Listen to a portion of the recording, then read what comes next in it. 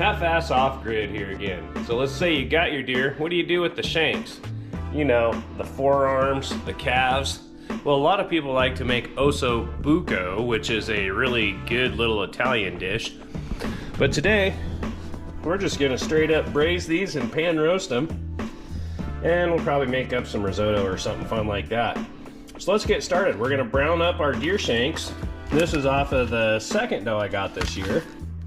And as you can see, I literally just cut the legs and I actually cut them with a Sawzall. Works great. And then we have some thyme and a little bit of sage and some rosemary, chicken stock, and some red wine. So let's get to cooking. So we got our olive oil good and hot. Here's those shanks. Oh, that one came out a little retarded. That's all right. But you can see the marrow in there. It should all be melted out and rendered out by the time we get done. So we're gonna brown these up.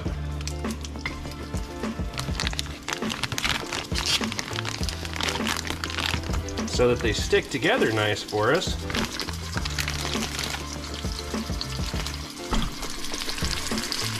So there they are, browning up in the olive oil. We'll get them going. I can hardly wait for this. Oh no, deer hair. Well, at least I know it's my own deer hair. We'll make sure and hit them with a little bit of fresh ground pepper. I love my pepper grinder. Oh yeah, that's a man's pepper grinder.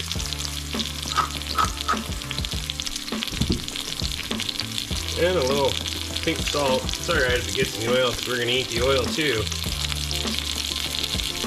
See how these are looking. Oh yeah. So we'll just get them all browned up all the way around, and then we'll throw our roasting stuff in there and put the lid on and let it do its magic.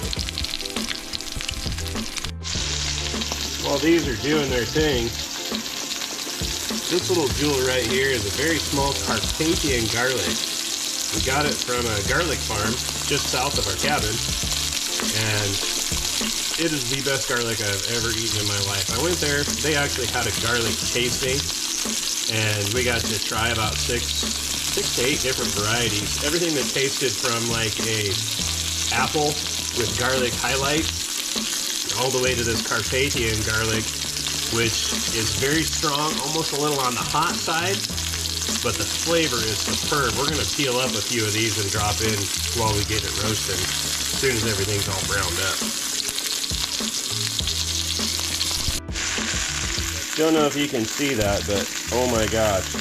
So you can see them moving a little bit, and that's just everything cooking and stretching and flexing so that this starts to get tender.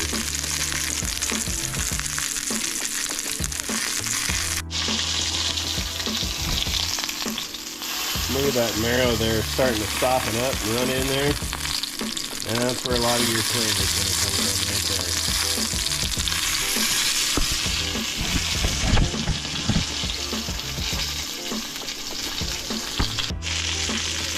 Alright, so here we go. We're going to throw just some sage leaves in here. And maybe part of the stem. Love the stuff, doesn't love me. So there's some sage. Put in a sprig of rosemary. And we'll get a couple of sprigs of thyme in here. And get them warmed up just so you can start smelling them good. And if I had smell-o-vision, we'd be going, oh my god. Because this is toasting up. We'll bruise it a little bit in there. We're going to drop in our 3 cloves of Carpathian garlic. Actually, we'll come back to that one. I'm going to cut him in half. And then we'll put in 2 cups of chicken broth.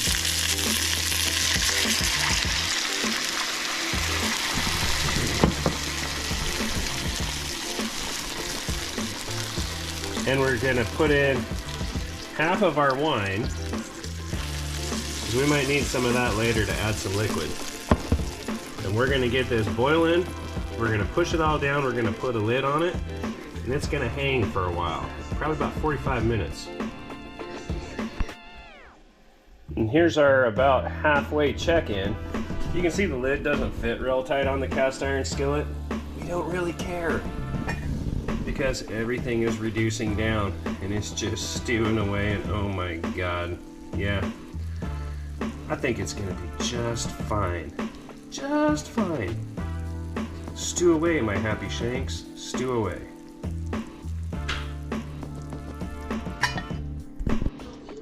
Here we are checking in again. This is, I don't know, it looks pretty good to me. We'll see how it tastes. Actually, I just cheated and had a little bit of the gravy there. That's amazing. We're almost done. Everything's reduced down. I put a little bit of cornstarch in it. And I think we're gonna go with some risotto and steamed vegetables. But I had a little bite of this gravy and god dang, it's good. I pulled all the stems out from the thyme and stuff, that's why you don't see that, but everything's reduced down and we'll see how it plates up, which is definitely not my strong suit.